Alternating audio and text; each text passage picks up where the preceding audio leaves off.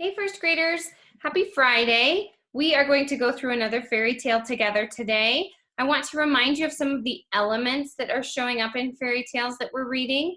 So there are certain characteristics, certain things, elements that show up in fairy tales which makes them a fairy tale. And fairy tales are a little bit different than just your normal fiction story because of some of these things that can be found in the fairy tales. So I want to take a look at our poster back here and see if any of these things show up in our fairy tale today. So one of the things that we've noticed in almost every fairy tale we have read is the good versus evil. So there's a good character versus a bad character. So that shows up in a lot of fairy tales. We've read a few about royalty, like Princess and the Pea, where there was royalty. Today's story is called Jack's Tale, and it's about Jack who goes up the beanstalk, and he and his mother are very poor. The version we're going to read today is a little bit different, so we'll have to see if it's that same poverty piece included. Magic. This story will have magic in it because it's going to have magic beans, so we'll be looking for that. I think this story has a castle as well, so we have a lot of things in this story. Groups of three, just sometimes that's something that we've noticed about fairy tales. The three bears, the three pigs. Problem and solution, that's pretty typical in any of your fiction stories that you're going to read, but especially in fairy tales, there's a problem and then a solution, and the solution leads to a happy ending, which I love. There might be elves or dwarves, giants. In today's story, there will be a giant, so that's a part of a fairy tale, an element of this fairy tale. They're make-believe, personification, if you have any animals that are given human-like characteristics. So if the bear is wearing clothes, or if the mouse has on a hat, just little things like that where the animals or things that are not typically able to act like humans are acting like humans in the story. That's called personification. And then we're gonna look at what the value is of the story, what the message is, what's the author trying to teach us. So for the message or for the value of the story, you really have to think big. You have to think about the big picture and what is the author's message? What's the big idea from reading this story? So like for Little Red Riding Hood, her mother tells her, don't talk to strangers, but she does anyway, and it gets her into trouble. So the message from that story is listen to your mother, don't talk to strangers. So those are some of those messages that we'll be looking for. Today we're going to read Jack's Tale, so let's see what this story is about and if this story has a message for us too. All right, Jack's Tale. This is like a different type of tale, like a story. This is not like tale like on an animal. It's a different word, different type of tale. Jack's Tale. Howdy, I'm Jack. Mom and I used to be more poor. We didn't have much except one cow. One day, Mom said, we have no money for food. We'll have to sell the cow. So I took the cow to market. On the way, I met a funny little man.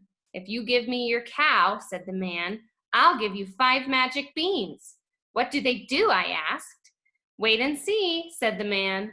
But know this, Jack, they're magic. He knew my name. I love magic. I traded the cow for those beans and ran home as fast as I could. What did you get for the cow? Mom asked. Here he is giving him the magic beans.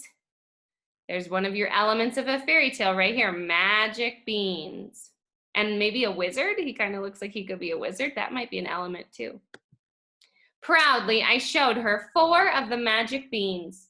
The 5th one was stuck deep in my pocket. Mom was hopping mad. Hoo-wee! She threw those beans out the window. During the night, the magic beans grew and grew.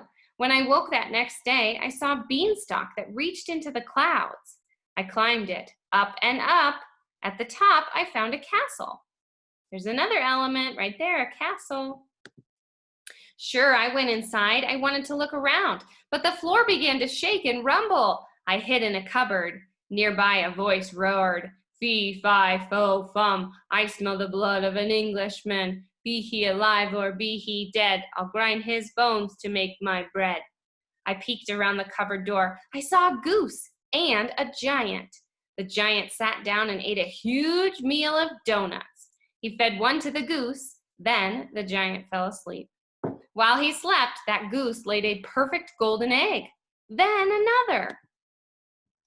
I stepped out of the cupboard. I grabbed the goose and a donut and tiptoed away. But the giant woke up. He chased after us, roaring all the way. He was almost as mad as my mom. Hoo-wee! I ran for my life. Scrambling down the beanstalk, I shouted, "Mom, bring the axe!" She brought it. I grabbed it. Then I chopped the beanstalk with all my might. The beanstalk toppled to the ground, and the giant fell from the sky. He landed with a crash. "Ow, wow, wow, wow," he moaned. "I think my leg is broken." Mom and I crept forward. The giant groaned and moaned some more. "He's hurt," she said. "He's dangerous," I said. "He's a thief," said the giant. "My goose lays golden eggs, and he stole her." "He's a man-eater," I said. The giant shrugged. I shrugged. My mom looked from the giant to the goose to me and back again. And all the while, the giant kept moaning and groaning. "I can fix your leg," she said at last, "but you'll have to stay here until it heals." "Then what?" he groaned. "How do I get back to my castle?" I dug the 5th bean from my pocket. The giant looked surprised. "Fine," he grumbled. For the next 6 weeks, George the giant stayed with us. He ate a wagon load of food every day, but the goose laid golden eggs every day. Pretty soon, Mom and I weren't poor anymore. When George was healed, he stuffed the goose in his pocket and climbed back up to his castle. But sometimes the two of them drop by, always at dinner time. And when they do, we all enjoy a bowl of Mom's green bean soup. The end.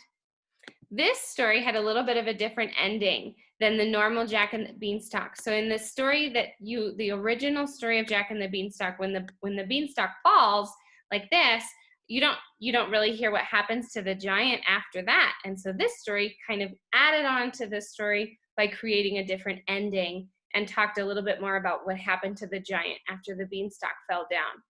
So in this story, the message of this story could be about maybe stealing. Maybe you're not supposed to steal things. You shouldn't take things without asking. The Jack was kind of sneaking around his castle. Maybe he shouldn't have done that. He went into the castle without asking.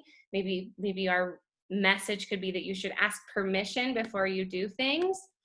There were a lot of magic elements in this story. The magic beanstalk, the castle. We had poverty at the beginning because Jack and his mother were very poor. No royalty, no kings or queens in this story, but this story did have a lot of other elements of a fairy tale. I hope you guys enjoyed this story, listening about Jack and the Beanstalk with a little bit of a different ending, and I hope you all have a great Friday. Bye!